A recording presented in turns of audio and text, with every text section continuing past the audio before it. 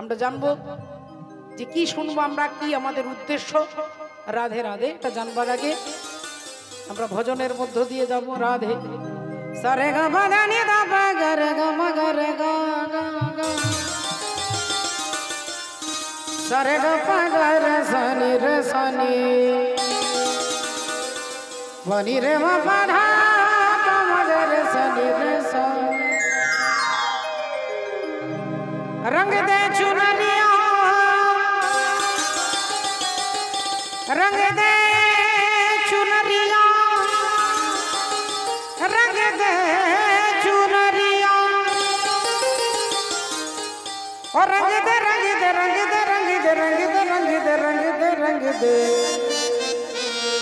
और रंग दे चुनरिया।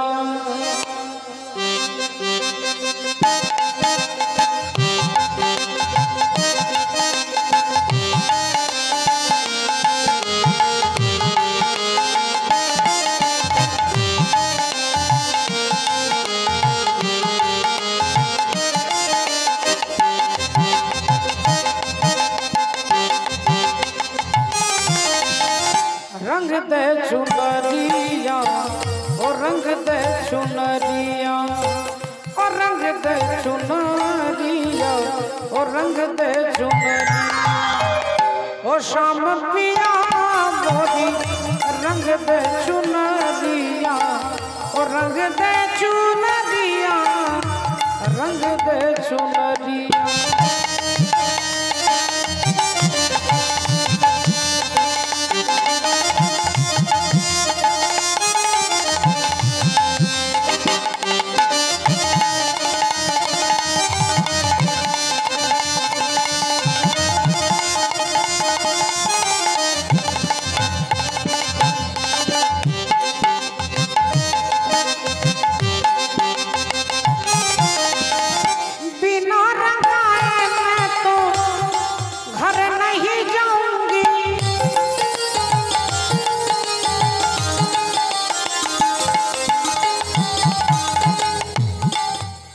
रंग ना दिले आमी बाड़ी जाबो ना। मीराबाई बोलছেন भगवानকে কিসের রং না চেতনার রং। কোথায় লাগাবে বলে দেহরূপী ওড়নার মধ্যে। রং দে চুনরিয়া, চুনরি মানে ওড়না। আর ওড়না বলতে এরকম একটা সিনথেটিকের ওড়না নয়, ওড়না হচ্ছে রক্ত মাংসের দেহটা। यशोमती मैया से बोले नंद लाला राधा क्यों गोरी मैं क्यों काला। यशोमती मैया से बोले नंद लाला राधा क्यों गोरी मैं क्यों काला। यशोमती मैया से बोले नंद लाला राधा क्यों गोरी मैं क्यों काला। बोली मुस्काती मैया सुन मेरे प्यारे, बोली मुस्काती मैया सुनी मेरे प्यारे। कभी आधी आधी आधी रात को तू आए, काली नैनों वाली है यूं हो, काली नैनों वाली है यूं ऐसा जादू डाला इसलिए काला। यशोमती मैया से बोले नंद लाला राधा क्यों गोरी मैं क्यों काला। यशोमती मैया से बोले नंद लाला राधा क्यों गोरी मैं क्यों काला।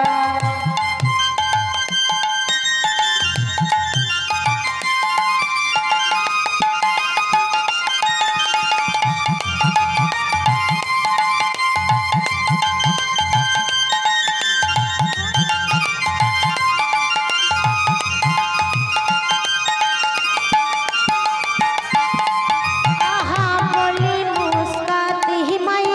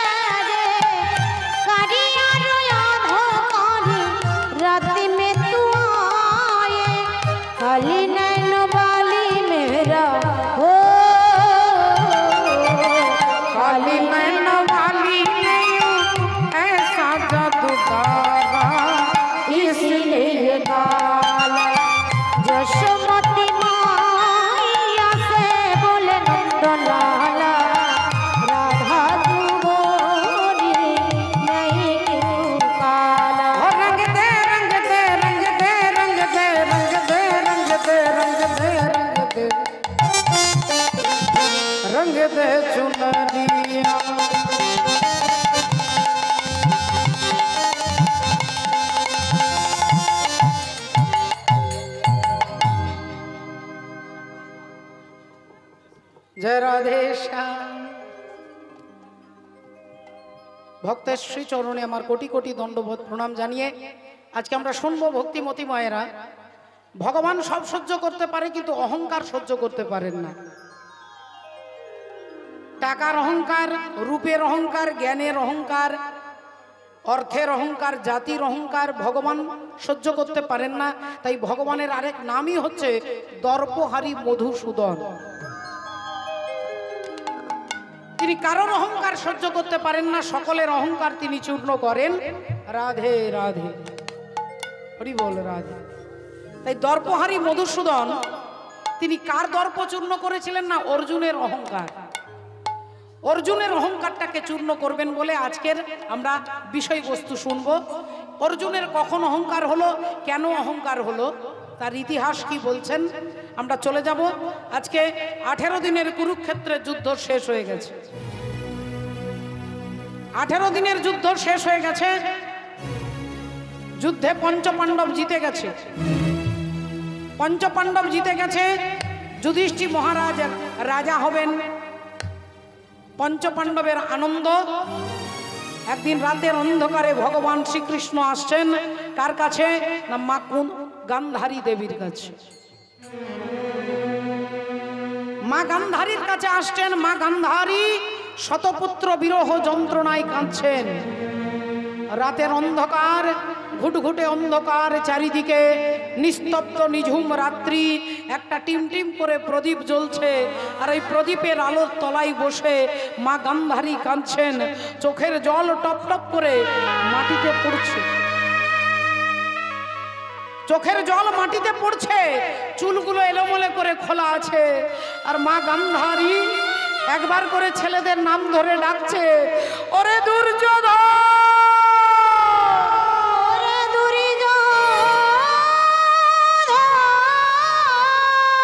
ওরে দুঃশাসন, ওরে দুঃশাসন রে, একবার দেখা দে বাবা, একবার দেখা দে, একবার দেখা দে, একবার দেখা দে।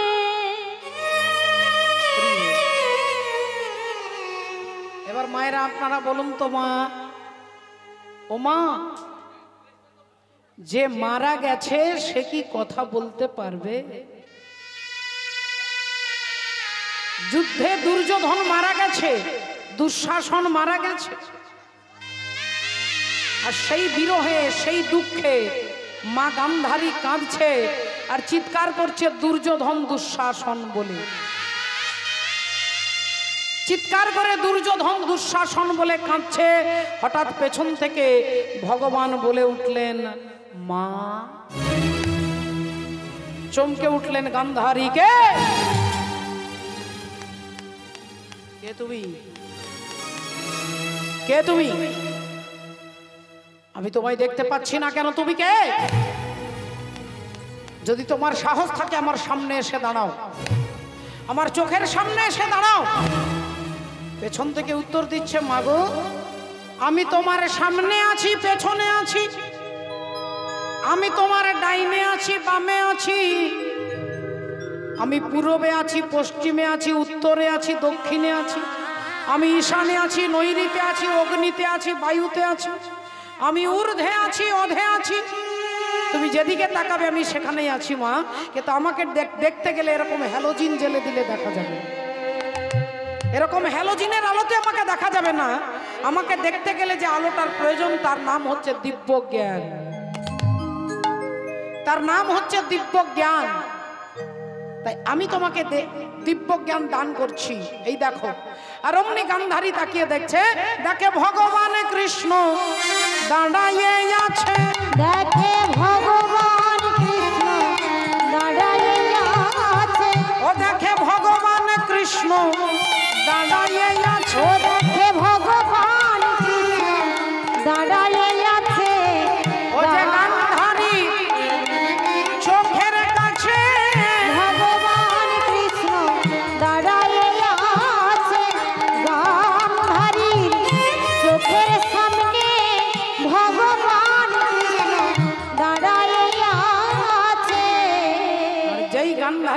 কেটেছে তার চোখের কাছে ভগবান কৃষ্ণ দাঁড়িয়ে আছেন।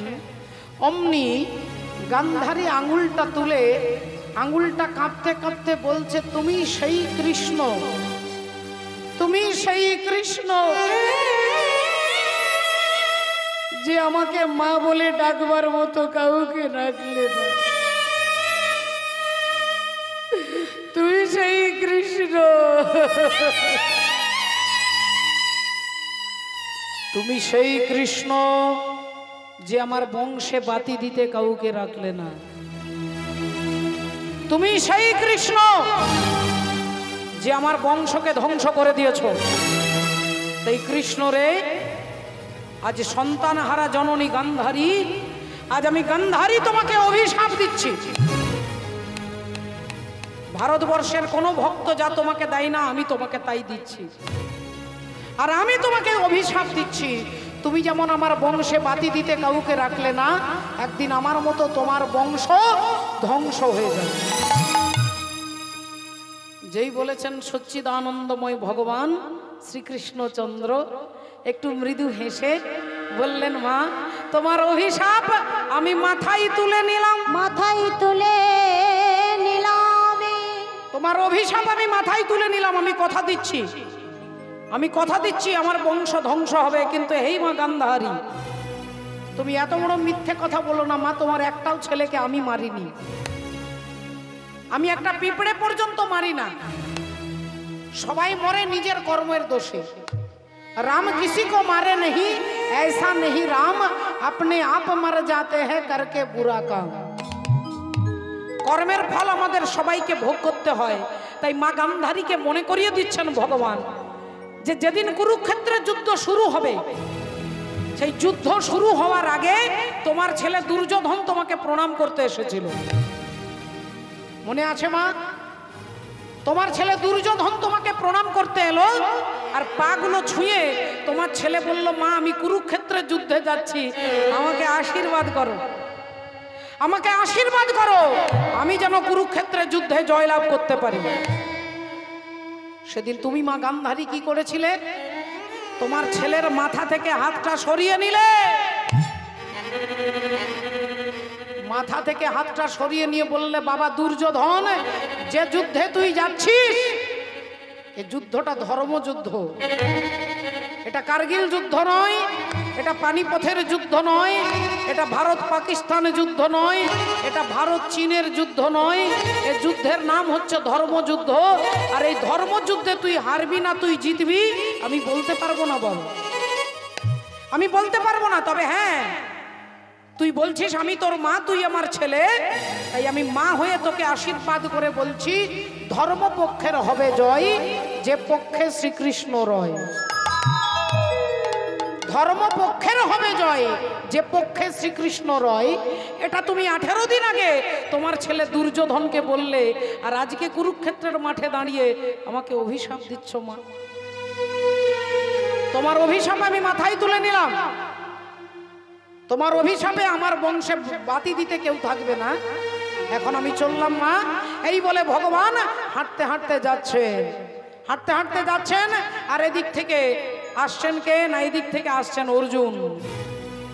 অর্জুন আসছেন এদিক থেকে। আজ চলিতে চলিতে পথে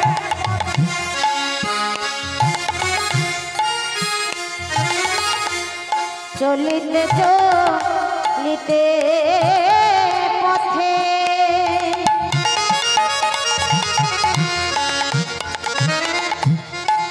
হা গোবিন্দ বলিরা আহা চলে যাহাই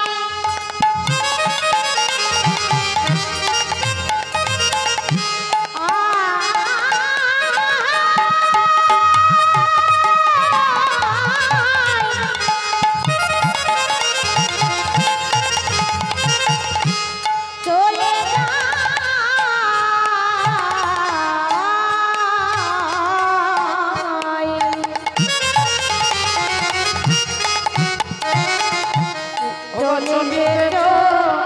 নিতে পথে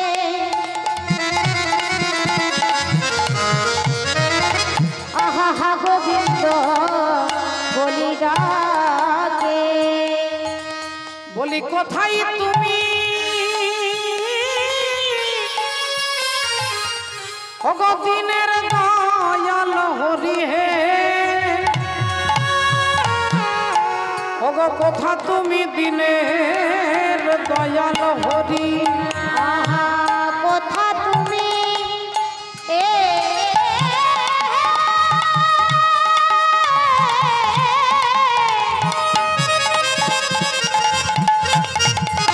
ওগো দিনের দয়াল হরি হে, কোথা তুমি দিনের দয়াল হরি। ও মা, এদিকে একটু লক্ষ্য রাখবেন ভক্তিমতী মায়েরা, পরিশ্রম করে বসেছেন, আপনার পরিশ্রমটা যেন সার্থক হয়। আপনি এখানে বসবেন কষ্ট করে, অথচ মনটাকে অন্যদিকে কথা বলবেন, অন্য কথা, তাহলে আপনার পরিশ্রমটা বেকার হয়ে যায় না, যাবে না। এখন অর্জুন এদিক থেকে আসছে আর ভগবান এদিক থেকে যাচ্ছে। অর্জুনের সঙ্গে ভগবানের দেখা হয়ে গেছে। অর্জুন বলছেন ভগবানের মুখের দিকে তাকিয়ে, বলি বলো বলো তোমার কি হয়েছে, বলো বলো তোমার কি হয়েছে, বলো বলো তোমার কি হয়েছে, বলো বলো তোমার কি হয়েছে, বলি ভালো করে বলো আমার কাছে, বলো তোমার কি হয়েছে, ভালো করে বলো আমার কাছে, বলো বলো তোমার কি হয়েছে, ভালো করে বলো আমার কাছে, বলো তোমার কি হয়েছে, বলো তোমার কি হয়েছে, খুলে বলো আমার কাছে, বলো বলো তোমার কি হয়েছে, হেন কালে অর্জুন এসে দাঁড়ায়, হেন কালে অর্জুন এসে দাঁড়ায়। অর্জুন ভগবানের দিকে তাকিয়ে বলে উঠলো, কি ব্যাপার কৃষ্ণ, তোমার মুখটা শুকিয়ে গেছে কেন? মনে হচ্ছে তুমি খুব চিন্তায় আছো। লীলাময় ভগবান আজকে একটু মিষ্টি হেসে বললেন, আসলে অন্য কিছু হয়নি, তোমার জেঠিমা আমাকে অভিশাপ দিয়েছে।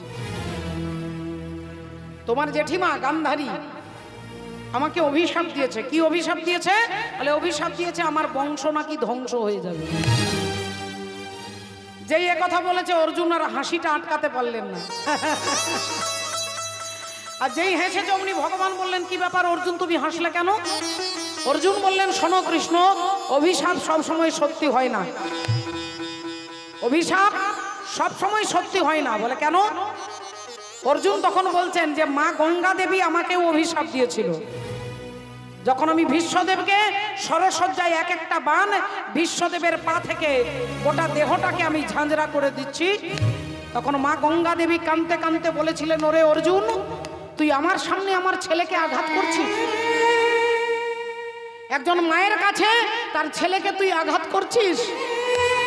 আমি পতিত পাবনী মা গঙ্গা হয়ে তোকে অভিশাপ দিচ্ছি, একদিন তোর ছেলের হাতে তুই মারা যাবি, একদিন তোর ছেলের হাতে তুই মরবি।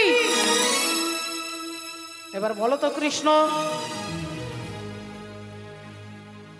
ওই যে মা গঙ্গা দেবী আমাকে অভিশাপ দিল আমি নাকি আমার ছেলের হাতে মরবো, তা সেটা কি সত্যি হলো? আমার ছেলেরা তো কেউ বেঁচেই নেই, সব তো কুরুক্ষেত্রের যুদ্ধে হরিবল হয়ে গেছে। অভিমন্যু মারা গেছে, শ্রুতকীর্তি মারা গেছে, ইরাবণ মারা গেছে, আমার যতগুলো ছেলে ছিল সব তো মারা গেছে। তাহলে আমাকে মারবার জন্য তো কোনো ছেলেই বেঁচে নেই, তাহলে অভিশাপটা মিথ্যে হলো না? অভিশাপটা মিথ্যে হলো না? রাধে রাধে। যেই এ কথা বলেছেন ভগবান বললেন, অন্য কাজ পরে করব, আগে তোমার অহংকারটাকে চূর্ণ করব, তোমার অহংকারকেই চূর্ণ করব। তাই ভগবান কথাটা ঘুরিয়ে দিলেন, আর কথাটা ঘুরিয়ে দিয়ে বলছে, আচ্ছা অর্জুন ওসব বন্ধ করো, ওসব বাদ দাও, রাধে রাধে, ওসব বাদ দাও, আগে তুমি আমাকে বলো তোমার দাদা যুধিষ্ঠির যে অশ্বমেধ যজ্ঞ করছে, তোমার দাদা যুধিষ্ঠির যে অশ্বমেধ যজ্ঞ করছে, সেই যজ্ঞের ঘোড়াটা, সেই যজ্ঞের ঘোড়া এখন কোথায়? সেই যজ্ঞের ঘোড়া এখন কোন দেশে, কোন রাজ্যে? তোমার কাছে কি কোনো খবর আছে? অর্জুন বললেন, এক্ষুনি খবর পেলাম যে আমাদের অশ্বমেধ যজ্ঞের ঘোড়া এখন মণিপুর রাজ্যের ওপর দিয়ে যাচ্ছে। মায়েরা একটু বুঝে নিন মা, অশ্বমেধ যজ্ঞ করে ঘোড়াটাকে ছেড়ে দেওয়া হবে। ঘোড়াটা যে রাজ্যের ওপর দিয়ে যাবে, যে রাজ্যের ওপর দিয়ে যাবে, সেই রাজ্যের রাজা যদি ঘোড়াটাকে ধরে তাহলে পঞ্চপাণ্ডবের সঙ্গে যুদ্ধ হবে, আর যুদ্ধে যে হেরে যাবে আর রাজ্যটা তাকে ছেড়ে দিতে হবে। তাহলে এখন অশ্বমেধ যজ্ঞের ঘোড়া যাচ্ছে কোন রাজ্যের ওপর দিয়ে? মণিপুর রাজ্যের ওপর দিয়ে। মণিপুর রাজ্যের ওপর দিয়ে অশ্বমেধ যজ্ঞের ঘোড়া যাচ্ছে।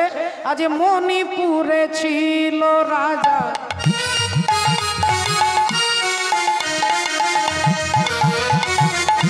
মণিপুরে ছিল রাজা,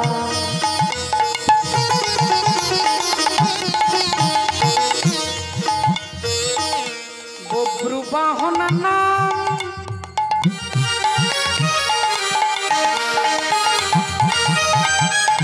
অগ বব্রু বাহন নাম, বব্রু বাহন নাম। মণিপুরে ছিল রাজা, বব্রুবাহনে নাম, বব্রুবাহনে নাম, বব্রুবাহনে নামে। মণিপুর রাজ্যের রাজা হচ্ছে বব্রু বাহন, সূর্যের মতো তার জ্যোতি। অগ ধর্মে কর্মে ছিল মতি, রাজা অতি গুণবান, অতি গুণবান। আহা ধর্মে কর্মে ছিল মতি, রাজা অতি গুণবান, অতি গুণবান। মণিপুরে ছিল রাজা, বব্রুবাহন নাম, বব্রুবাহন নাম, বব্রুবাহন নাম। মণিপুরে ছিল রাজা, বব্রুবাহন নাম, বব্রুবাহন নাম, বব্রুবাহন নামে। শ্রদ্ধেয় বাবা ঠাকুর, মণিপুর রাজ্যের রাজার নাম হচ্ছে বব্রু বাহন। বব্রু বাহন মানে কি না, সূর্যের মতো যার উজ্জ্বল সৌন্দর্য, সেই বব্রু বাহন যুধিষ্ঠির অশ্বমেধ যজ্ঞের ঘোড়াটাকে ধরেছে। এখন ঘোড়াটাকে ধরে দিলে তো আর হবে না। কি নাম? তপন জানা মহাশয়, আপনার হরিবল বাড়ির কোনো একজন অসুস্থ হয়ে পড়েছে, দয়া করে যদি এখানে আছেন আপনি বাড়ি যাবেন। আপনার বাড়ির কোনো একজন সদস্য অসুস্থ, আপনি দয়া করে যদি শুনতে পাচ্ছেন বাড়ি যাবেন। হরিবল। এখন মণিপুর রাজ্যের রাজা বব্রু বাহন যুধিষ্ঠির অশ্বমেধ যজ্ঞের ঘোড়াটাকে ধরেছে। আর ঘোড়াটাকে শুধু ধরলেন না, ঘোড়াটাকে ধরেই দেখতে পেলেন তার কপালে একটা রূপোর পাতার উপরে লেখা আছে যে যিনি সতীর পুত্র হবে তিনি ঘোড়াটাকে ধরবে, আর যিনি অসতীর পুত্র হবে তিনি ঘোড়াটাকে ধরে ভয়ে ছেড়ে দেবে। এবার আপনারা বলুন মায়েরা, যদি এরকম লেখা থাকে যে সতীর পুত্র যদি হয় তাহলে ঘোড়াটাকে ধরবে, আর অসতীর পুত্র হলে ঘোড়াটাকে ছেড়ে দেবে, তা বব্রু বাহন ভাবলেন তাহলে ঘোড়াটা আমি ধরেছি, একে তো আমি ছেড়ে দিলে আমার মা অসতী হয়ে যাবে, তাহলে এই ঘোড়াটা আমি ছাড়বো না। এই ঘোড়াটাকে ধরে তার মাকে দেখানোর জন্য আসছে। মাকে, মায়ের নাম কি না, মায়ের নাম হচ্ছে চিত্রাঙ্গদা। আর বাবার নাম কি না, বাবার নাম হচ্ছে অর্জুন। মায়ের নাম চিত্রাঙ্গদা, বাবার নাম অর্জুন, কিন্তু বাবা ছেলেকে চেনে না আর ছেলে বাবাকে চেনে না। হরি হরি। হ্যাঁ, আচ্ছা আচ্ছা, জয়নি। তাই এখানে আহুত অনাহুত অব্যাহত যেসব ভক্তবৃন্দ এসেছেন, আপনাদের সকলের চরণে কর্তৃপক্ষের তরফ থেকে বিশেষ নিবেদন, প্রসাদের ব্যবস্থা রয়েছে, দয়া করে প্রসাদ না নিয়ে আপনারা কেউ যাবেন না। জয় নিতাই। এই প্রার্থনা আপনারা স্বীকার করলেন কিনা একবার জয়ধ্বনি দিয়ে প্রকাশ করবেন। নিতাই গৌর। হরি হরি বল। তাহলে অর্জুনের ছেলে হচ্ছে বব্রুবাহন, কিন্তু ছেলে বাবাকে চেনে না আর বাবা ছেলেকে চেনে না। ছেলেও চেনে না যে তার বাবাকে, আর বাবা জানে না যে আমার ছেলে একজন আছে, এটা অর্জুন জানে না। আপনারা বলবেন এটা কি করে হয়? একটা ছেলে তার বাবাকে চিনবে না, একটা বাবা তার ছেলেকে জানবে না? বলে মা এর একটা ওই কারণ আছে, ইতিহাস আছে। আর জানতে গেলে যেতে হবে যেদিন দ্রৌপদী বিবাহ করলেন অর্জুনকে। ধ্রুপদ রাজার কন্যা দ্রৌপদীর সঙ্গে অর্জুনের বিয়ে হয়ে গেল। অর্জুন দ্রৌপদীকে নিয়ে আসছে, এদিকে কুন্তী দেবী, কুন্তী মা, তিনি মশলা বাঁটছেন শিল নোড়াতে। এখন শিল নোড়াতে মশলা বাটাটাই উঠে গেছে বলে। এখন মশলা বাটা উঠে গেছে সব মেশিনে, গ্রাইন্ডার মেশিনে মশলা বাটা হয়। তখনকার দিনে এত হাজার হাজার, আপনাদের মেদিনীপুর জেলার হাজার হাজার মহোৎসব হয়েছে, এত আদা এত জিরে সব নিজের হাতে হামাল দিস্তা দিয়ে পিষে তারপরে রান্না করা হতো। এখন সবকিছু সুবিধা হয়ে গেছে, মায়েদের মশলা বাটা ছেড়ে দিয়েছেন, তার জন্য মেরুদণ্ডের এত রোগ, এত জ্বালা, কোমরে ব্যথা, ঘাড়ে ব্যথা। এটা একটা ব্যায়াম, এই ব্যায়ামটাকে তো আমরা মেনে নিতে পারি না বাবা। এটা একটা ব্যায়াম, শরীর চর্চা, মশলা বাটাটা, কিন্তু কিছু করার নেই, আধুনিক যুগ। তাই সমস্ত কিছু আধুনিকতা এসেছে বলে এত রোগ জ্বালা বেড়ে গেছে বাবা, এত রোগ জ্বালা বেড়ে গেছে। রাধে রাধে। এখন মেশিনে ধান ছাটানো হয়, ধান বানানো হয়। তখনকার দিনে ঢেকিতে করা হতো, আর ঢেকিতে যখনই করবে তখনই পায়ের একটা মেসেজ হবে, একটা ব্যায়াম হবে। এগুলো তো আমরা যদিও জানি, কিন্তু আমরা মানতে পারি না, সময় অল্প। রাধে রাধে। এখন মা কুন্তী দেবী মশলা বাটছে, আর এদিকে অর্জুন দ্রৌপদীকে নিয়ে আসছে। অর্জুন পেছন থেকে বলে উঠলো, মা গো, ও মা, দেখো কি এনেছি, আজকে ভিক্ষাতে কি এনেছি দেখো মা। কুন্তী দেবী না দেখে, না জেনে, না বুঝে বলে ফেললেন, বাবা আজকে যা এনেছিস আমাকে বাদ দিয়ে তোরা 5 ভাই সমান ভাগে ভাগ করে নে। অর্জুন বললেন, মা একটা বার দেখবে না কি এনেছি, একটা বার দেখো না কি এনেছি, দেখো। কুন্তী দেবী বললেন, আরে বাবা যা এনেছিস বললাম তো 5 জনে মিলে ভাগ করে নে। অর্জুন বললেন, মা 2 বার হয়ে গেল, 2 বার হয়ে গেল। রাধে রাধে। এবার আমার অর্জুন বলছেন, মা একটা বার দেখে কথা বলো মা, একটা বার দেখো, দেখো কি এনেছি। কুন্তী দেবী বললেন, আরে বাবা দেখবো না, দেখবো না, দেখবো না, আমার শরীরটা ভালো নয়, আমাকে বাদ দিয়ে তোরা 5 জনে মিলে ভাগ করে নে। যেই বলেছে অর্জুন দ্রৌপদীর হাতটা ছেড়ে দিয়ে বললেন, দ্রৌপদী আজ থেকে তুমি একা আমার স্ত্রী নও, আজ থেকে আমাদের 5 জনের স্ত্রী। 5 জন স্ত্রী, আজ থেকে তুমি 5 জনের স্ত্রী, আমাদের 5 ভাইয়ের স্ত্রী হবে। যেই বলেছে যুধিষ্ঠির দাদা চিৎকার করে উঠলেন, অর্জুন কি বলছিস ভাই,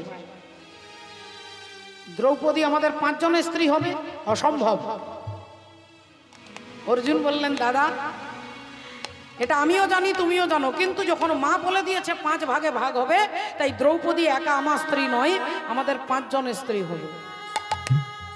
যুধিষ্ঠির বললেন, এটা হতে পারে না, অসম্ভব। অর্জুন বললেন, দাদা এটাই সম্ভব, কারণ মা বলে দিয়েছে। যুধিষ্ঠির বললেন, আরে বাবা মা না দেখে না জেনে বলেছে। অর্জুন বললেন, মা 3 বার বলেছে, ত্রিসত্য করে বলেছে, তাই দ্রৌপদী 5 জনের স্ত্রী হবে। এই যুধিষ্ঠির মেনে নিতে পারছে না, আর অর্জুনও মানতে পারছে না, দুজনের মধ্যে তর্ক হচ্ছে। আর এমন সময় এসে দাঁড়ালেন কে? অন্তরে জামি শ্রী গোবিন্দ, অন্তরে জানিয়া, অন্তর্যামী শ্রী গোবিন্দ, অন্তরে জানিয়া, অন্তর্যামী শ্রী গোবিন্দ, অন্তরে জানিয়া। যুধিষ্ঠির সম্মুখেতে দাঁড়ালো আসিয়া, যুধিষ্ঠির সম্মুখেতে দাঁড়ালো আসিয়া, যুধিষ্ঠির সম্মুখেতে দাঁড়ালো আসিয়া। ভক্তিমতী মায়েরা, যুধিষ্ঠির সামনে ভগবান শ্রীকৃষ্ণ এসে দাঁড়িয়েছেন, আর যেই কৃষ্ণ এসেছেন অমনি যুধিষ্ঠিরও হাতে ধরেছে, অর্জুনও হাতে ধরেছে। যুধিষ্ঠির দাদা বলছে, কৃষ্ণ তুমি এসে গেছো, সমস্যার সমাধান হয়ে যাবে। আর অর্জুন বলছে, কৃষ্ণ তুমি যখন এসেছো আমার কোনো চিন্তা নেই। যুধিষ্ঠির বললেন, কৃষ্ণ দেখো না অর্জুন কি বলছে। আরে মা না দেখে না জেনে বলে দিয়েছে 5 জনে মিলে ভাগ করে নে। অর্জুন বলছে দ্রৌপদী নাকি আমাদের 5 জনের স্ত্রী হবে। এবার তুমি বলো কৃষ্ণ, আজকে তুমি যা বলবে সেটাই হবে নিয়ম। বলো তুমি যা বলবে আমরা তাই মেনে নেব। তুমি বলো আমি ঠিক বলছি না অর্জুন ঠিক বলছে। ভগবান বললেন একটা মুহূর্ত আমাকে সময় দাও। ভগবান চোখ বন্ধ করে নিলেন, আর চোখ বন্ধ করে কিছুক্ষণ পরে চোখ খুলে বললেন অর্জুন যা বলছে সেটাই হবে। আজ থেকে দ্রৌপদী তোমাদের 5 জনের স্ত্রী হবে। মেনে নিলেন সবাই, কিন্তু আমরা মানতে পারি না বাবা। আজকের শিক্ষিত সমাজ, আজকের যুবক যুবতী প্রশ্ন করে একটা নারীর 5টা স্বামী, কিন্তু সেটা কি শুধু দ্রৌপদীর আছে? সেটা আমাদের নেই বাবা। 5টা স্বামী কে কে? যুধিষ্ঠির, ভীম, অর্জুন, নকুল, সহদেব। এ তো আপনারা মহাভারত দেখছেন, কিন্তু তত্ত্বে কি বলছে? এই তত্ত্বে হচ্ছে পঞ্চতত্ত্ব। ক্ষিতি, অপ, তেজ, মরুদ, বোম। ক্ষিতি হচ্ছে যুধিষ্ঠির, অপ হচ্ছে অর্জুন, মরুদ হচ্ছে ভীম। ক্ষিতি মানে মাটি, অপ মানে জল, মরুদ মানে বাতাস, বোম মানে আকাশ, আর তেজ মানে আগুন, তাপ। তাহলে পঞ্চতত্ত্ব, এই পঞ্চভৌতিক দেহটা, এই দেহটাকে আমরা আমার মনে করি না বাবা। আমরা আমার মনে করি না আমি চৈতালি, আমি বুক চাপড়ে এখানে হাত দিয়ে বলি আমি চৈতালি, আমি এটা করেছি। তাহলে পঞ্চভৌতিকের দেহটা, এই দেহটা তো আমরা সবাই স্বামী মনে করেছি, পতি মনে করেছি, দেহটাকেই মালিক মনে করেছি। তাহলে পঞ্চতত্ত্ব, পঞ্চ পাণ্ডব, আপনারও 5টা স্বামী, আমারও 5টা স্বামী। তত্ত্বের কথা বলছেন শাস্ত্র। ও যে বিন্দু রূপে ছিলে তুমি পিতার মস্তকে, আর কামাবেশে প্রবেশ করেছো এই মাতৃ জঠরেতে। মাতৃ জঠরেতে সেথায় রজে আর বীর্যে মিশে একটা শ্যাওলাকারে নিরাকারে আকার ধরেছো। আর সেই না দেশের কথা রে মন ভুলে গিয়েছো। এ দেহের হিসাব দেয়,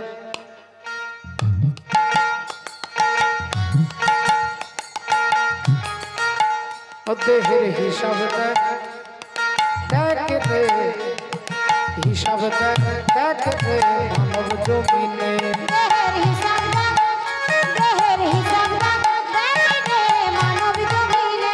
দেহের হিসাব দাও, দেখ রে মানব জমিনে।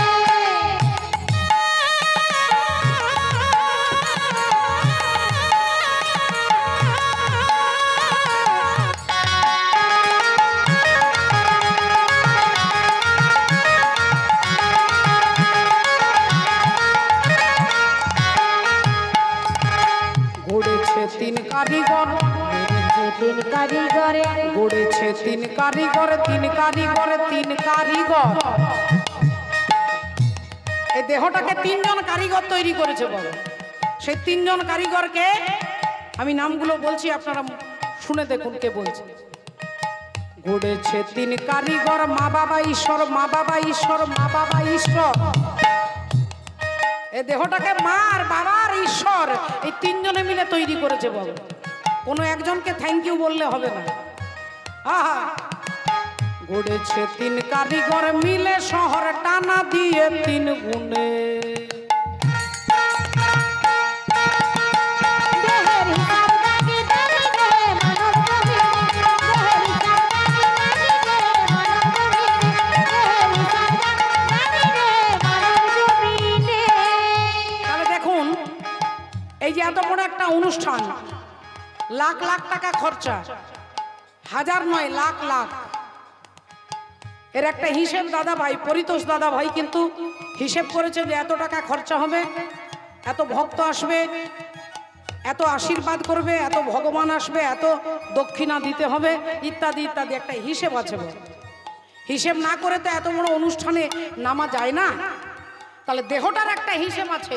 মায়ের কাছে পেয়েছি 4, বাবার কাছে পেয়েছি 4, আর ভগবানের কাছে পেয়েছি 10। কত হবে মা? হ্যাঁ, বাবার কাছে 4, মায়ের কাছে 4, ভগবানের কাছে 10, 18। 18টা মোকাম দিয়ে, 18 তত্ত্বের দেহ। চূড়া মধ্যে চূড়ামণি ব্রহ্ম পাশে স্থিতি, পাট মধ্যে মহাবিষ্ণু করেন বসতি, চক্ষুতে শ্রী কালাচাঁদ করিতেছে ধ্যান, নাসিকাতে নিত্যানন্দ করে মধুপান, কর্ণেতে চৈতন্য গোসাই হয়ে সাবধান, মুখেতে ভদ্রাক্ষ বসি 32 যোগান, জিউ হাতে নারদ মুনি বাজাই কন্দল, জিউহা নিচে বসে নদী গয়া গঙ্গা জল, আল জিউহাই সরস্বতী বামেতে শ্রীদাম, কণ্ঠেতে শ্রীকানাই বাহুতে বলরাম, হস্তেতে শ্রী গোবিন্দ দান অধিপতি, সপ্তদ্বীপে জগন্নাথ করেন বসতি, নাভিমূলে ব্রহ্মা সদা করিতেছে লীলা, লিঙ্গে মহাদেব বসি লয়ে চন্দ্রকলা, গুহ্যদ্বারে বসিয়াছে নাড়ুয়া গোপাল, কামিনীর সঙ্গে কেলি বড়ই রসাল, হাঁটুতে শক্তির স্থিতি বসুমতী পায়, 18 মোকাম তত্ত্ব শুনো সমুদায়, এই সব তত্ত্ব কথা যেই জন জানে, নরলোকে তুচ্ছ তারে দেবলোকে মানে।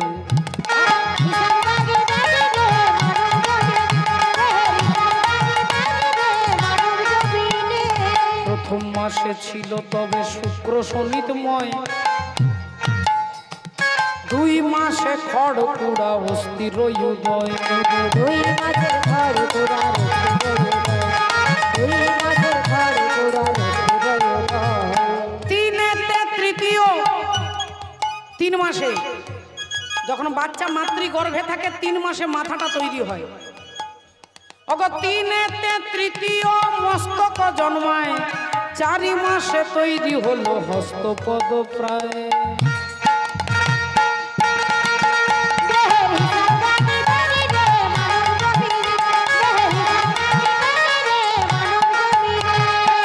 পড়েছে 3 কারিগর, পড়েছে 3 কারিগর মিলে শহর টানা দিয়ে 3 গুণে।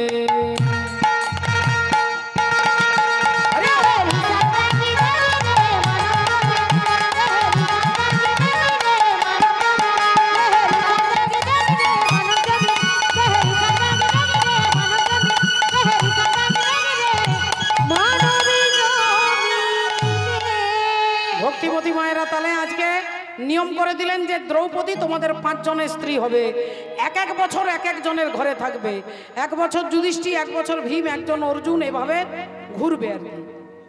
আর যখন দ্রৌপদী যার ঘরে থাকবে সেই ঘরে যদি কেউ বিনা অনুমতিতে ঢুকে যায় তাকে 12 বছরের জন্য নির্বাসনে যেতে হবে। দ্রৌপদী যার ঘরে বসে থাকবে, ধরুন ভীমের ঘরে আছে, সেই ঘরে কেউ ঢোকা যাবে না। যদি কেউ ঢুকে যায় ভুল করে তাকে 12 বছরের জন্য সবাইকে ছেড়ে চলে যেতে হবে নির্বাসনে। এখন নিয়ম ভগবান করে দিয়ে চলে গেলেন। একদিন ঘটনাচক্রে দ্রৌপদী রয়েছে যুধিষ্ঠির, স্বামী যুধিষ্ঠির ঘরে, যুধিষ্ঠির চরণ সেবা করছে আর অর্জুন বাগানে কাজ করছে। একজন ব্রাহ্মণ চিৎকার করতে করতে আসছে, অর্জুন বাঁচাও, বাঁচাও, অর্জুন বাঁচাও, অর্জুন বাঁচাও, বাঁচাও,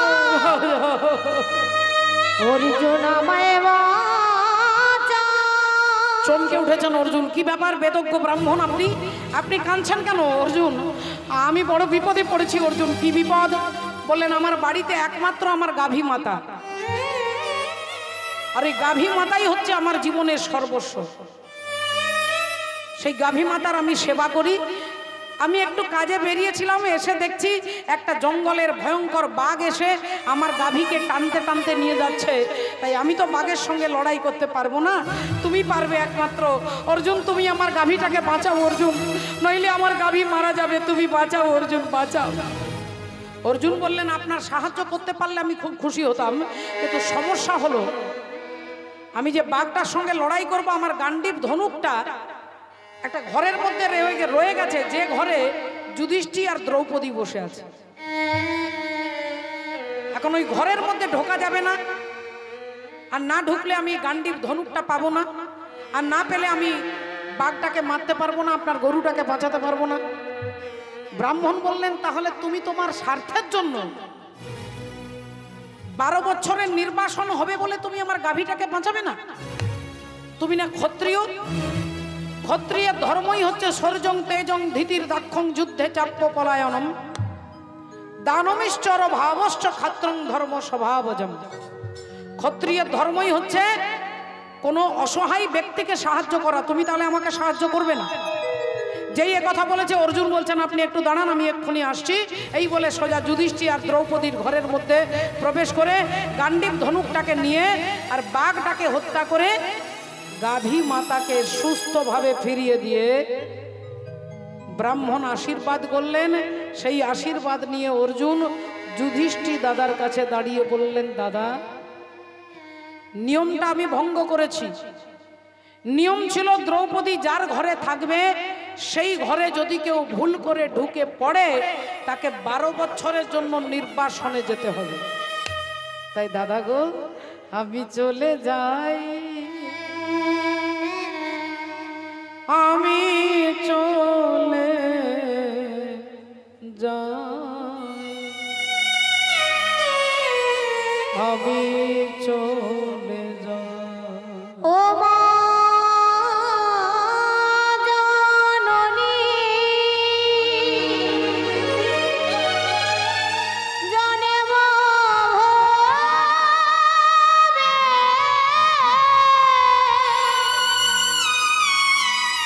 আমি চলে যাই, আমি চলে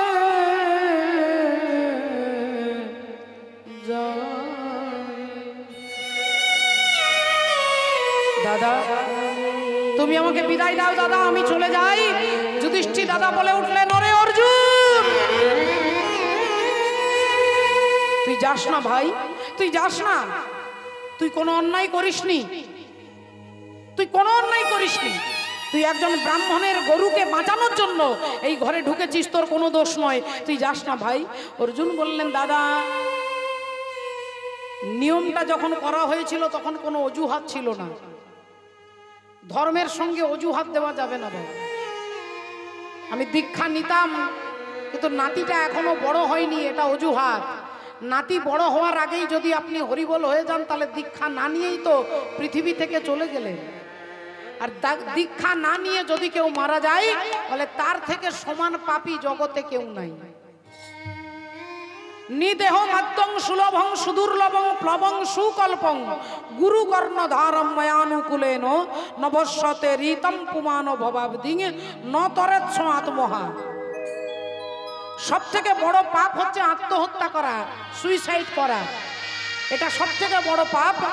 আর এর থেকেও বড় পাপ যদি কেউ দীক্ষা না নিয়ে মারা যায়। তাহলে আপনি দীক্ষা নেবেন, দীক্ষা নিতে পারছেন না, অজুহাত দেখাচ্ছেন, ধর্মের সঙ্গে অজুহাত দেখালে হবে না। কোনো অজুহাতের দ্বারা ধর্মকে প্রতিষ্ঠা করা যায় না। তাই অর্জুন বলছেন, দাদা যেটা নিয়ম সেটা নিয়ম, আমরা নিয়ম তৈরি করেছি, আমরাই যদি না পালন করি তাহলে দেশটা রক্ষা হবে কি করে, রাজ্যের উন্নতি হবে কি করে? যারা রক্ষক তারাই যদি ভক্ষক হয় তাহলে দাদা তুমি আমাকে বিদায় দাও, বিদায় দাও। যুধিষ্ঠির দাদাকে প্রণাম করে অর্জুন হাঁটতে হাঁটতে চলে যাচ্ছেন 12 বছরের জন্য নির্বাসনে। 12 বছরের জন্য নির্বাসনে অর্জুন বেরিয়ে পড়েছেন ভগবানের নাম স্মরণ করতে করতে, ভগবানের নাম গাইতে গাইতে, রাধে রাধে। এখন একটু লক্ষ্য করে দেখুন, আমরা সবাই মিলে ভগবানের নামকে স্মরণ করব, একবার চিৎকার করে বলবো, বলো রাধা রানী কি জয়, বলো ভগবান কৃষ্ণচন্দ্র কি জয়, অনন্ত কোটি ভক্তবৃন্দ কি জয়, নিতাই গৌর সীতারাম প্রেমানন্দে হরি বল। জয় রাধে রাধে রাধে। অর্জুন যাচ্ছে, মন लाग्यो मोराया, मन लाग्यो मोराया, লাগো মোরায়া, লাগো মোরায়া।